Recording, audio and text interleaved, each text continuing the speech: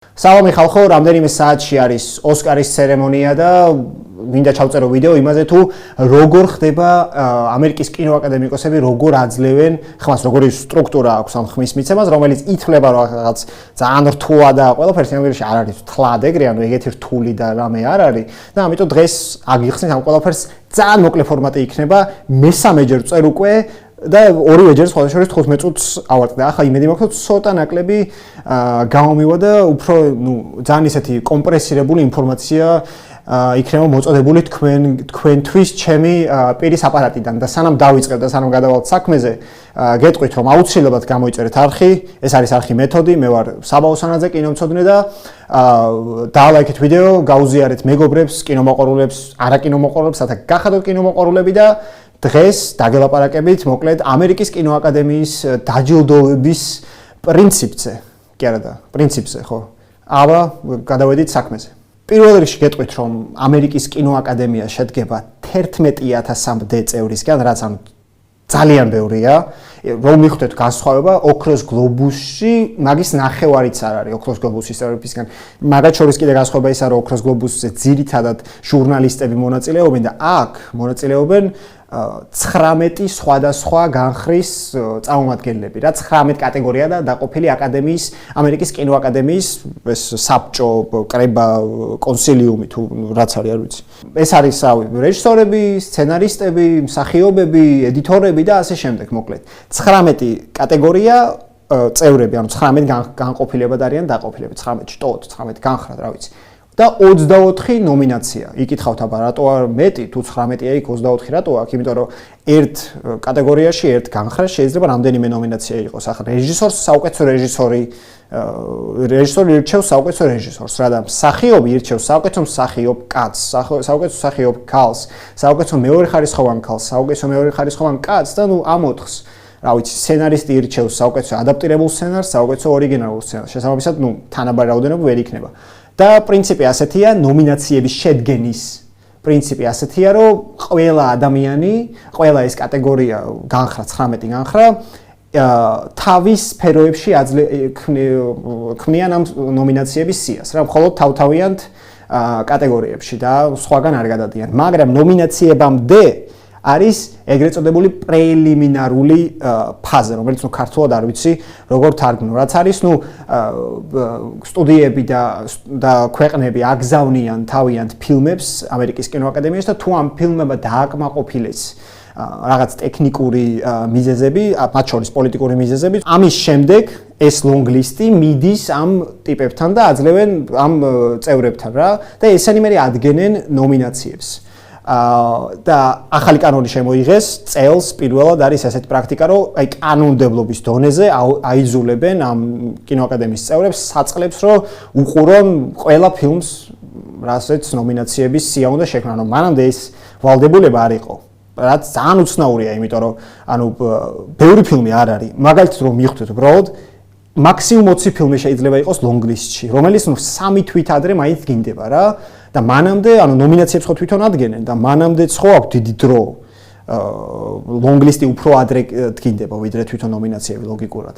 და ბევრი ფილმი არ არის, რომ განსხვავება რომ ხდეთ, ფესტივალის მოდერატორს უწევს, 4-ჯერ, 5-ჯერ მეტი ფილმის ნახვა რა, ანუ ძალიან ბევრი დიდი რაოდენობა და იმის კიდე მესმის, რომ რაღაც რეკომენდაციებით უყურებს ფილმებს და შეიძლება რაღაც ფილმები გამაზოს, იმიტომ რომ ფიზიკურად ვერ მოასწროს რა, განაის რომ ეზარება და აქ ახლა ძალიან უცნაურია, რომ აქამდე ეგეთი ვალდებულება არ იყო და ვაფშე ეგ საკითხი ასე თუ იდგა, ეგიც ცოტა გასაკვირი არის რაღაც დონეზე, მაგრამ რომ მიხვდეთ უბრალოდ მარკეტინგი როგორ კეთდება. მაგალითად, ხარ აკადემიკოსი, ხო, ვინმე ტიპი, რომელსაც ან ოსკარი აქვს, ან კინოაკადემია პატივსცემს და მიიღო მათთან და უნდა შეადგინა ნომინაციები. რას აკეთებ, ხო? მაგალითად, ერთ-ერთი რაც შეგვიძლია გააკეთო, იყიდო რომელიმე ჟურნალის გამოცემა ბოლო გადაშალო, რავი, Vanity Fair, Variety, Deadline, გადაშალო და გაგეჩნდება ასე ერთ გვერდზე რომელიმე ფილმის, რა ვიცი, ბუგონიის პოსტერი და ზემოთ ეწერება for your consideration. რას ნიშნავს ეს? ეს ნიშნავს, რომ სტუდიამ, რომელიც დაკავებულია ამ ფილმის მარკეტინგით, გადაუხადა ფული ამ ჟურნალს, რომ აი ერთ გვერდზე იყოს ამ მათი ფილმის პოსტერი ამაყად და ეწეროს, რომ აი აკადემიკოსებო გაითვალისწინეთ ეს ფილმი, როცა ნომინაციებს ადგენთ. ეს არის ერთ-ერთი მარკეტინგი, რომელიც არ არის იმდენად აგრესიული მარკეტინგი, რომელიც მაგალითად იყო 90-იანებში, როცა გაიჩითა Miramax-ის სტუდიო, რომლის მთავარი იყო Harvey Weinstein და აი სუპერ აგრესიული მარკეტინგი ქონდა რა, ძალით რაღაცა მოსყიდული ყავდა, ვიღაც კინოკრიტიკოსები სპეციალურად კარგი რო დაეწერა, ან მაგალითად წვეულებებს მართავდა. რა იყო წვეულებები, ხო, ანუ მისი ფილმის ამ Shakespeare in Love-ის პრომოუშენის დროს ამ აკადემიკოსებს მოიწვევდა რამე საკეიფოთ ფარტიზე. გაერთობოდნენ და თან ამათ გულს მოიგებდა და მე მართლა მიცემდნენ ხმას და ყველაზე უცნაური ისაა რომ ამ მარკეტინგით Shakespeare in Love-მა აჯობა Saving Private Ryan-ს. ანუ ხო ხვდებით? აბსურდი უბრალოდ ერთი ფილმი ისტორიას დარჩა, მეორე ფილმი აღარავის აღარ ახსოვს რა. მაგრამ კარგი მარკეტინგით ასე გაიმარჯვა და ეხა აკრძალულია ეგეთი რაღაცა, რომ წვეულება რო გააკეთოს აკადემიის წევრებს მოიწვევდა და ელაპარაკები რომ ნახეთ აი ჩემი ფილმი ყველა შობია და უეჭველი ეს აირჩეთ. ეგ ახლა აკრძალულია, რაც ცოტა უცნაურია, ანუ ფორმალურად მესმის რომ აკრძალე, მაგრამ ტექნიკურად რანაირად ანუ მაინც ხო შემიძლია მოვიწვიო, ანუ ხო დილეგში ხო ვერ ჩააგდებ, ხო ვერ დააპატიმრებ ამ ხალხს, ხო? მაგრამ ნუ ეს კულუარებში და შიდა სამზარეულოში დარწმუნებულად ძალიან ბევრი ჩაწყობები არის და ამით პრინციპში რაღაც დონეზე თავის ინტერესით და ცოტა თავის კონტექსტით ეძლევა ამ ყველაფერს და ნუ ეს არ არის ახალი ამბავი რომ ნებისმიერ ფესტივალები გინდა პრემიები გინდა რა თქმა უნდა ძალიან ბევრი რამე ჩაწყობილია და ძალიან ბევრი რამე განპირობებულია სხვადასხვა რაღაცებით. გადავედით შემდეგ ამბავზე, ესე იგი ნომინაციები დამთავრდა, იწყება ხმის მიცემა. ხმის მიცემაში მონაწილეობს ყველა. ანუ სულ ერთია შენ მსახიობი ხარ, რეჟისორი ხარ, ყველა ნომინაციაში უნდა მიცე ხმა, ანუ სხვის მიერ ნომინირებული უკვე შედგენილია 6-ია და შენ აძლევ ხმას. ყველაფერი მარტივია, სანამ არ მივედით საუკეთ სურათამდე. ყველა დანარჩენ ნომინაციაში უბრალოდ ყველაზე მეტი ხმა ვინც დააგროვა ის იგებს. პროსტა ყველაზე რაოდენობრივად ყველაზე მეტი. აქ ცოტა სხვანაირადაა. შენ პროსტა ერთ ფილმს კი არ აძლევ ხმას საუკეთ სურათში. შენ უნდა შეადგინო ხარ აკადემიის წევრი და უნდა შეადგინო ტოპ 5. ერთ ფილმს არიჩევ რა, ანუ ტოპ 5-ს ადგენ, უბრალოდ ეს 5 სია კი არა, просто 5 ფილმის, არამედ ზრდადობით რა, ანუ მე-5, მე-4, მე-3, მე-2, პირველი და ანუ ზრდადობით ალაგებ შენს ფავორიტ ფილმებს. რა ხდება შემდეგ? ამ 11000-ვე ხმას ვიღაც საწყალი, რა ვიცი მე, ორგანიზატორი ან მოდერატორი თუ ვიღაც საცოდავი უბრალოდ ადარებს რომ რამდენია, როგორა რა და პროცენტულობით მსჯელობს, არა რაოდენობრივად. თუ 50%-ზე მეტი ერთ ფილმი გავიდა ყველას სიაში პირველ ადგილზე და ეს 50%-ზე მეტია, ხო? ის ფილმი ავტომატურად იგებს. ანუ მაგალითად ხო 11000, ხო?